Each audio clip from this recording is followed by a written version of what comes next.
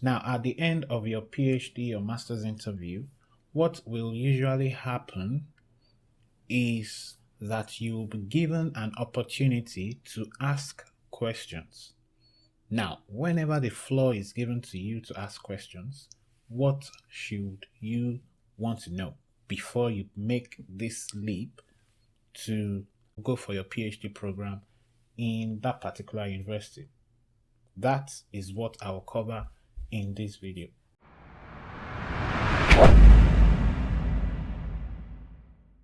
Now, for those who will stay with me to the end of this video, I have a question as the last question in this video, which can be a game changer for you. At least for me, it has been a game changer for me and for my few mentees that I've been able to share this with. So I think it might be helpful to you as well. So stay with me to the end. Now, the first thing you should want to know is to ask about current funded projects in the lab. As a PhD or master student, you want to know if you would come in and either have to find money for your PhD project, or there is a project right on ground that you can come in and start training on and working on as a PhD student. So this should have come up during your discussion early in the interview. So I think you would have had some ideas of what the answer to this question is. If you are in an interview with a very good professor, he should have mentioned this. But just in case he hasn't talked about the projects going on in his lab, you want to ask this specifically to make sure that you are in the right place for your PhD. But in most cases, you should not be the one coming in with money for your PhD project, at least for the United States. Now, there are some exceptions. For example, those who come in with scholarships from their countries or some non-governmental organizations, they might make provisions for research. Those are different cases. But if you are willing to, work with a professor, in most cases in the United States, they will already have funded projects that they are looking to employ students on to work on this project as their PhD project. Now, the second question you should ask goes like this. Are there opportunities to attend or present at symposiums or conferences within and outside the university? So you want to know this because it's an important part of career development at least for PhD students in the United States, if you want to be competitive for jobs after your PhD. So a very good professor should know the opportunities that are available to their students during their studies with him. Now, that's not even the most important thing. My guess is that in most cases, professors would know this, but the most important thing is the follow-up question to the previous question. Now, if the professor says, yes, well, we have a lot of conferences, there is the American conference of so and so. Now, the follow-up question you should ask is there any sort of funding to assist with associated expenses to these conferences? You shouldn't, again, like I said, you shouldn't be the one to sponsor yourself to these conferences. Most good departments will have funds ready for students who are going outside the school to represent them at a conference. But that might not be a deal breaker for you, but you should at least have an idea of how they help students to attend these conferences. And in some cases, if the department does not have money, the professor can do that, maybe sponsor the students from the research grant that is available to the professor. So either way, you shouldn't be the one sponsoring yourself to any conference. Now, this is specific for very good schools or who have money. So if you are confused on if this school is a top school or not, I've been trying to give a list of universities that are top schools in each state. So if you are trying to see if this school has enough money or is a big school when it comes to research, you can check out my list. This list is not done at this time, but I think I've created this list up to the state of Idaho. So if you are confused, please check out the video on top schools in the United States. Now, another question you should ask that relates to career development during your master's or PhD, especially for PhD, is: are there opportunities to compete for small grants or awards within the university? So again, you want to know if there are opportunities to, have certain competitions for awards, because at least entering these awards might be very useful if you happen to win one or two, or even if you happen to be runner-up in any of these awards. You can put that on your CV as part of your achievements. So you want to know if the professor is even aware of anything like that. That should not be a deal breaker for you. You can find that out from other students as well. Another question you might want to ask is to understand if there are any opportunity to, learn how to write. When it comes to research proposals or grant writing, are there opportunities on campus to, learn how to do some of these things? And my guess is that you would probably not, have any idea on how to write these things. Now, if there is no institutional support, for example, in my alma mater, we have like a writing lab or a writing center where you can go to seek help on some of these things. So if there is no institutional support like that, your professor might be like the key person to train you on some of these things. So the professor should be able to offer certain insights on how they usually learn how to write research proposals or grants in that specific institution. In some cases, the department will even have like a specific course. In my case, it was a mandatory course on research. I can't remember the name of the course right now. So you might have that in that particular school or department, and the professor should know that.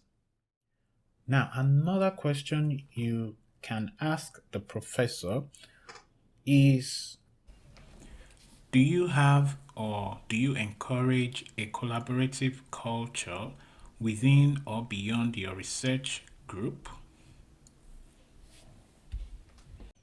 Now, why is collaboration important? Now, I'm not saying this should be a deal breaker, but collaboration sometimes is important because research takes time. And if you are a PhD student, before you get to publish, might take some time. So collaboration affords you the opportunity to, delegate work between various people so we can get the work done faster and get our paper out there. And publications are very important when it comes to, setting yourself up for a job after your PhD. So that's why I think you should try to know if this is a collaborative environment where you can, work together either within the students that are studying under a particular professor, and if they allow, working with other people outside the group as well, apart from your own specific project. Like I said, this should not be a deal breaker, but it's just good to know, just in case you have more than one PhD opportunity at different schools. So if you know all this stuff, you can make better decisions. Now, another question you should definitely ask, please, you should know this, is: what is your approach or what is your philosophy to manuscript writing and authorship, especially if the work is collaborative in nature. So how do you determine, first author, second author, and all that? You want to be clear that if you do most of the work, your name should be on the front. Okay?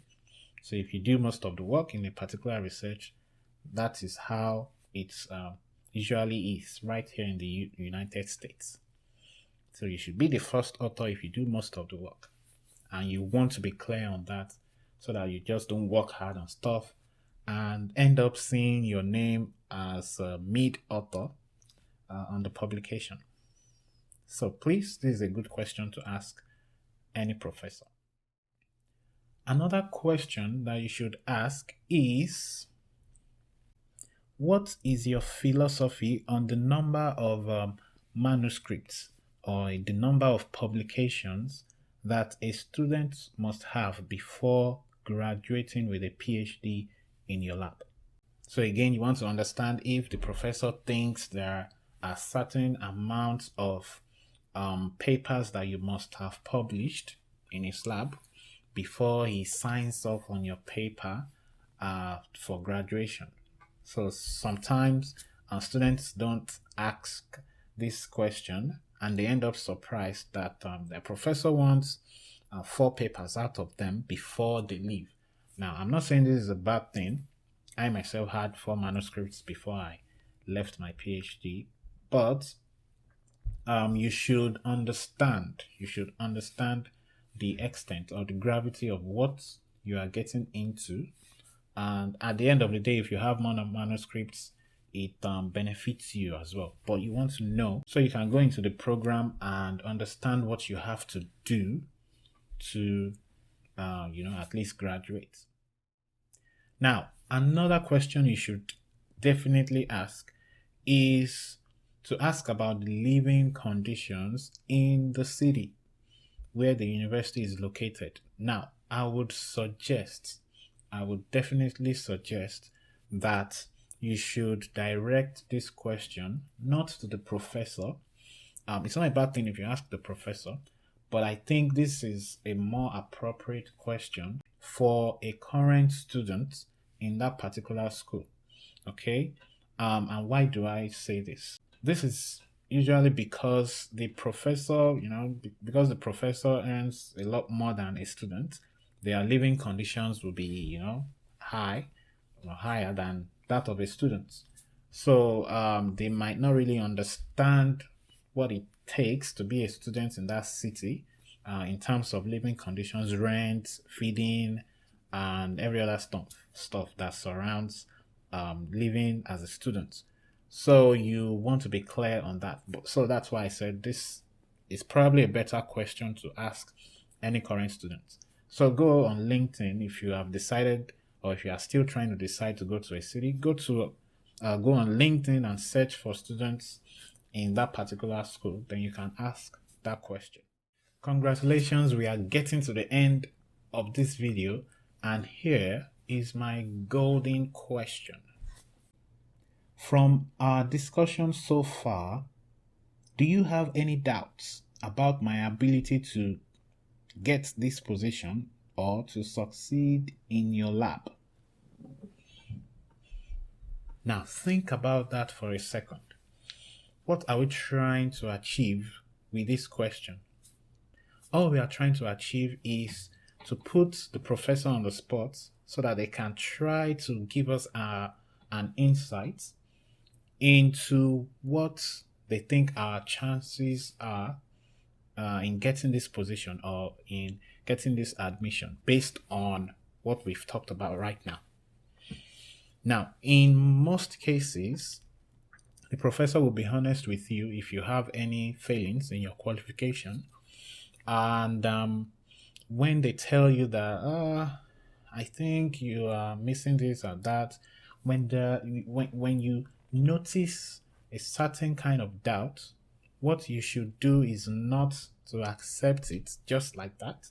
Don't let it go. What you should do is to try to immediately or respectfully counter that, by giving examples of other strengths that you have and you can bring to the lab.